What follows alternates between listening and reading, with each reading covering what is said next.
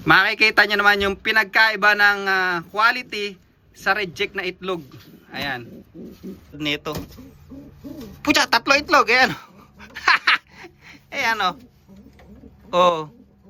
Hindi ko alam. Ba't ano nangyari? Bakit 3 ang itlog? Oh.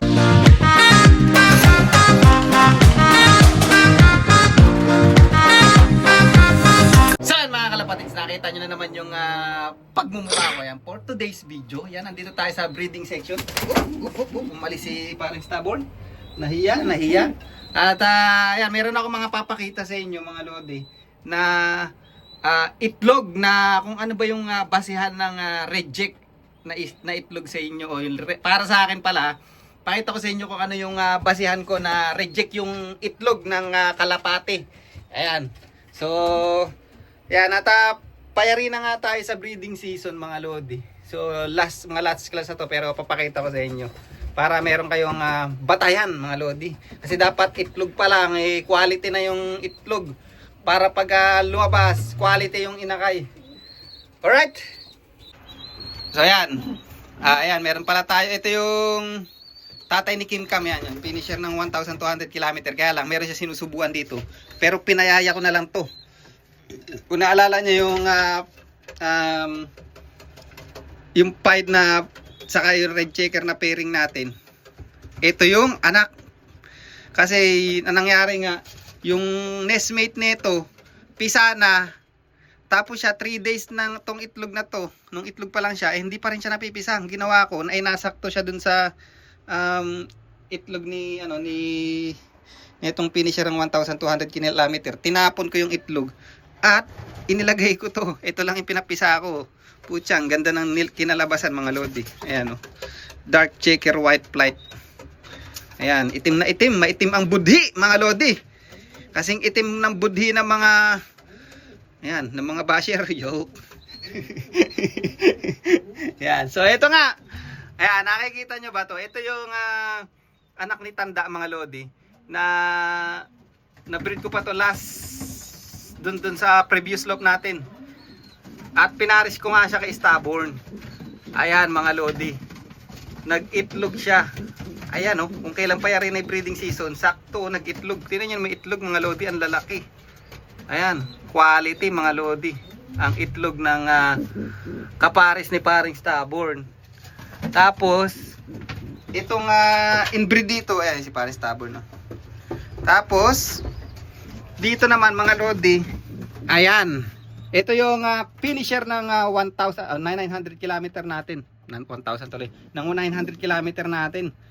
Ayan, ikinip ko tong hen na to kasi mga lodi, napaka-consistent ng lipad sa akin to dati do sa nung ni-race ko to, young bird season and old bird season, napaka-consistent nito. Kasabayan ni stubborn to nung nire-race ko to. Ito breed to ng tropa nating tiga Christchurch, pero nasa Australia na siya ngayon mga lodi. At kinip ko nga itong bloodline na to. Maganda nga kasing pang cross to dahil dito sa Auckland halos ang bloodline masyadong madikit na. So kailangan mo talagang kumuha ng pang crossing sa ibang lugar para maganda-ganda yung breeding mo. Ayan, so ito yung 900 km na ni-race natin na nakauwi.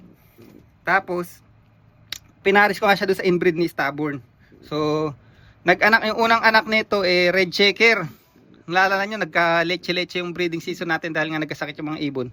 And yung second clutch nito, napilay naman yung yung isang anak niya, pero nakabuhay pa rin tayo.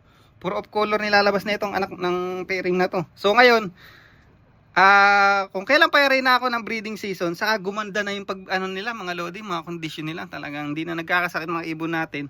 Pero wala tayong choice, kailangan natin papisahin kasi may naghahabol din tayo. But anyway, ayan, pakita ko sa inyo. Ayan kung mapapansin nyo yung itlog mga lodi, ayan parehas ng size.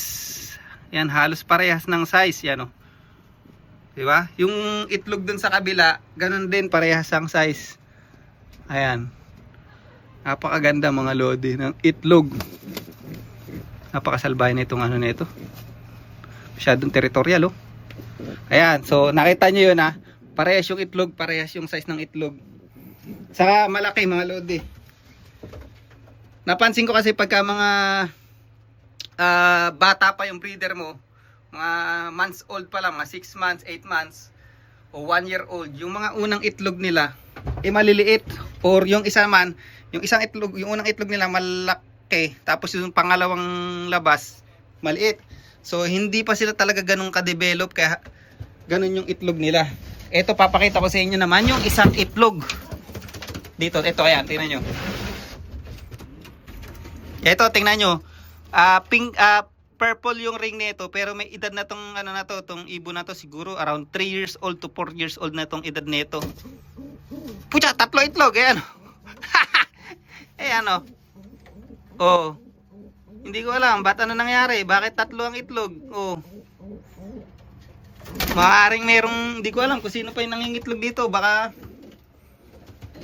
nasama lang, baka nag-itlog si Darna, mga lodi. Ito na lang yung hen dito eh. Ito, hindi mag-itlog to kasi may inakay to. Ayan, meron pa ako isang inakay dito, mga lodi. Ayan, oh. Busog-lusog din, mga lodi. Nag-iisa, anak nito. Ayan, anak nitong si Lolo Stubborn. So ito, ayan, makikita nyo, mga lodi ah. Dito tayo magbabase sa hen na to. Tong hen na to, nasa 8 to 10 years old na to. Ayan, tong blue bar hen. So nag-anak siya sa atin. Napakaganda ng inanak nito, yung unang anak niya dito. Kaya lang, yung, ayan yung anak nyo. Ayan, nakita nyo yung blue bar hen na may itlog na yon. Yan yung inanak niya. Tingnan nyo naman yung quality, ang ganda, di ba? Ayan, napakaganda. Nag-iisa. Pero, ang tinutukoy ko ngayon, yung itlog ng size ng itlog niya. Ayan, so, nagbibigay naman tayo ng yung calcium na vitamins, saka nagbibigay din tayo ng grits, ka hindi pwedeng sasabihin na kulang tayo sa calcium, kaya bakit ganito itlog. Ayan, tingnan nyo yung itlog, mga lodi, ang liliit. Ayan oh. Mapansin nyo, maliit na tong isa, mas maliit pa tong isa. Ayan, mga lodi, napakaliit.